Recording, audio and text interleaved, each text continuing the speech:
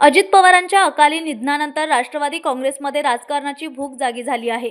पक्षाच्या भवितव्यासंदर्भात मोठ्या चर्चा सुरू असून राष्ट्रवादी काँग्रेसचे अजितदादा गटाचे धर्मराव आत्राम यांनी राष्ट्रवादी एकत्रीकरणावर आणि पक्ष नेतृत्वावर मत मांडले।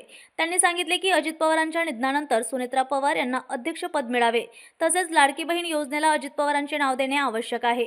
पक्ष विलिनीकरणाबाबत अजितदादांनी कधीही चर्चा केली नाही, मात्र सर्वांनी एकत्र राहावे अशी भावना आहे। पार्थ पवार राज्यसभेसाठी वरिष्ठांचा निर्णय घेणार।